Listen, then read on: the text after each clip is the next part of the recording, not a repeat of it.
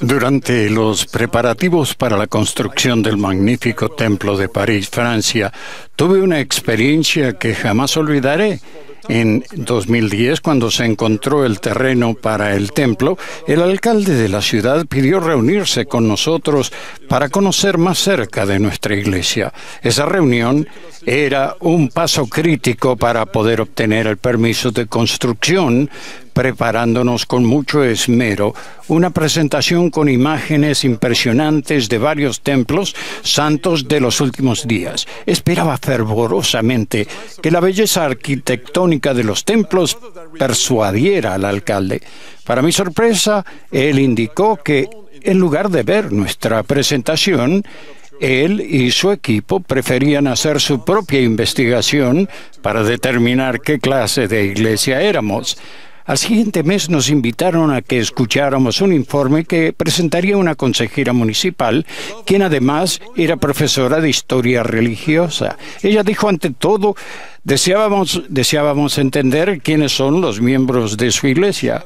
Lo primero que hicimos fue asistir a una de sus reuniones sacramentales. Nos sentamos al fondo del salón y observamos detenidamente a las personas de la congregación y lo que hacían. Luego hablamos con sus vecinos, aquellos que viven alrededor de su centro de estaca, y les preguntamos qué clase de personas son los mormones.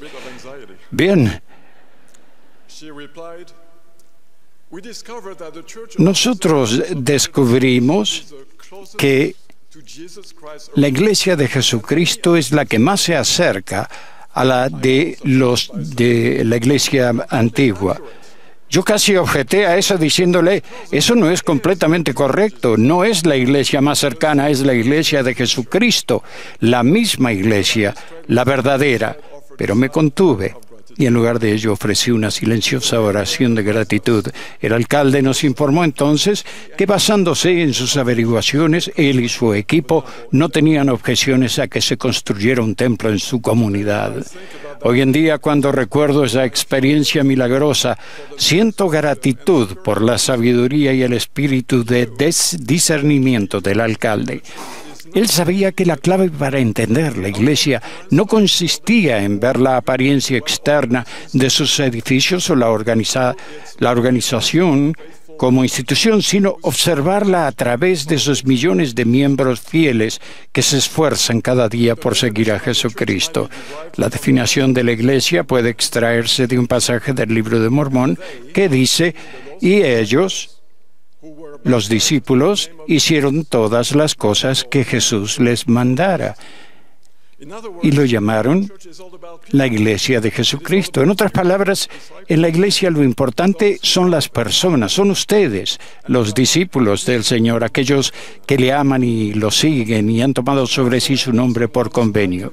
En una ocasión, el presidente Russell M. Nelson comparó la Iglesia con un hermoso automóvil. A todos nos gusta cuando nuestro vehículo está limpio y reluciente, pero el propósito del auto no es que llame la atención como una máquina atractiva, sino que sea un medio de transporte.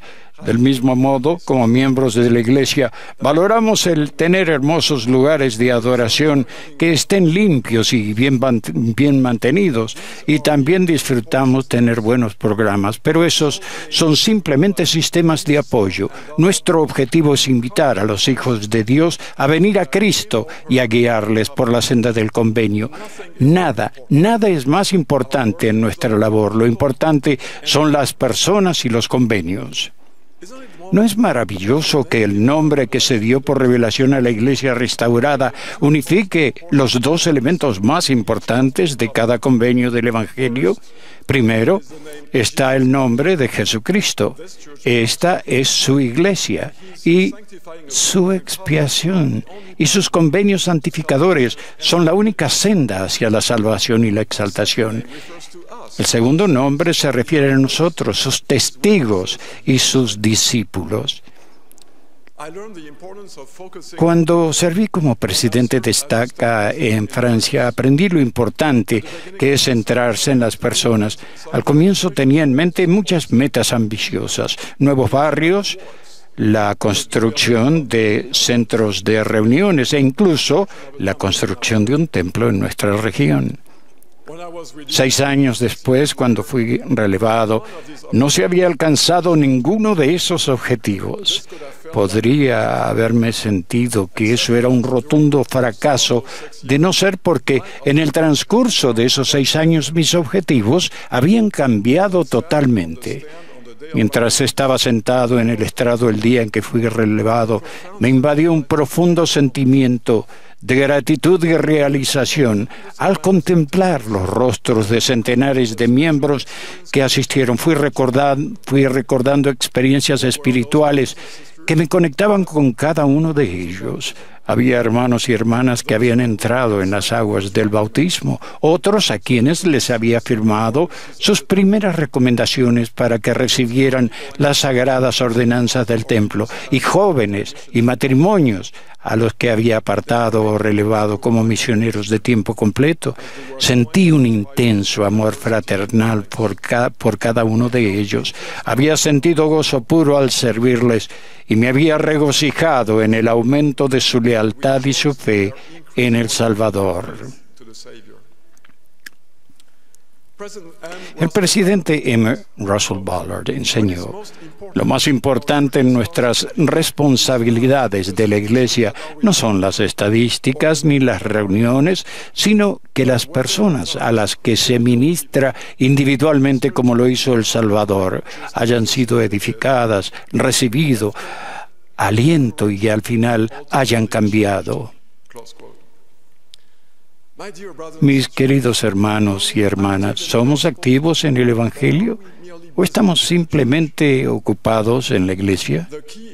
La clave es seguir el ejemplo del Salvador en todas las cosas. Si lo hacemos, nos centraremos naturalmente en salvar a personas en lugar de realizar tareas o implementar programas. ¿Se han preguntado alguna vez cómo sería si el Salvador visitara su barrio o rama? ¿Qué haría él? ¿Estaría él preocupado por saber si las ayudas visuales fueron suficientemente buenas o si las sillas estaban colocadas apropiadamente en el salón? ¿O buscaría a alguien a quien pudiera amar y enseñar y bendecir?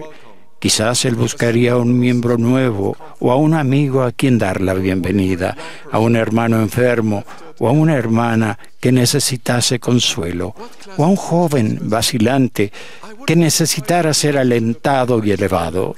¿Qué clases visitaría Jesús? No me sorprendería si él primeramente visitara a los niños de la primaria. Probablemente se arrodillaría y les hablaría mirándolo a los ojos, les expresaría su amor por ellos, les contaría sus historias, los felicitaría por sus dibujos y les testificaría de su Padre Celestial. Su actitud sería sencilla, genuina y sin fingimiento. ¿Podemos hacer lo mismo? Les prometo que a medida que se esfuercen por hacer lo que el Señor desea, nada llegará a ser más importante que el encontrar personas a quienes ayudar y bendecir. En la Iglesia ustedes se concentrarán en enseñar a las personas y en llegar a su corazón. Su preocupación será fomentar una experiencia espiritual en lugar de organizar una actividad perfecta, ministrar a sus compañeros, miembros, en lugar de marcar el número de visitas. Ustedes no serán lo importante, sino ellos, a quienes llamamos nuestros hermanos y hermanas. Como lo enseñó el apóstol Pablo, la Iglesia se puede comparar con un cuerpo viviente, el cuerpo de Cristo, y sus discípulos constituyen sus miembros. Me encanta la idea de que nuestros actos de caridad y amor representen las células que mantienen vivo ese cuerpo. A veces hablamos de ir a la iglesia, pero la iglesia es más que un edificio o un lugar en particular. Es tan real y viviente en la más humilde morada de los lugares más remotos del mundo como lo es en las oficinas de Salt Lake City. Llevamos la iglesia con nosotros. Recuerdo una conversación que tuve con un amigo no miembro de la iglesia Él se sorprendió al saber que en la iglesia todos los varones dignos podían recibir el sacerdocio. Me preguntó, ¿pero cuántos poseedores del sacerdocio hay en tu barrio?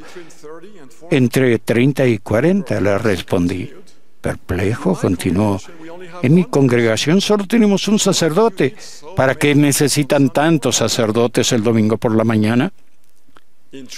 Intrigado por su pregunta, me sentí inspirado a decirle, estoy de acuerdo contigo. No creo que necesitemos tantos poseedores del sacerdocio el domingo, pero sí necesitamos un poseedor del sacerdocio en cada hogar. Y en los hogares donde no hay sacerdocio, se llama a otros poseedores del sacerdocio a velar por esa familia y a ministrarles. La nuestra no es una iglesia de solo los domingos. Nuestra adoración continúa todos los días de la semana, donde quiera que estemos y hagamos lo que hagamos. Nuestros hogares son, en particular, los santuarios principales de nuestra fe. Es en nuestros hogares donde con mayor frecuencia oramos, bendecimos, estudiamos y servimos al Señor. Yo testifico que nuestros hogares son lugares sagrados donde el Espíritu puede abundar tanto o a veces más que en nuestros lugares formales de adoración. Doy testimonio de que esta iglesia es la iglesia de Jesucristo. Su fortaleza y vitalidad provienen de las acciones diarias de millones de discípulos que se esfuerzan cada día por seguir su ejemplo supremo. Al cuidar de otras personas, Cristo vive y Él dirige esta iglesia. El presidente Russell M. Nelson es el profeta que Él ha escogido para dirigirnos y guiarnos. De estas cosas testifico en el nombre de Jesucristo. Amén.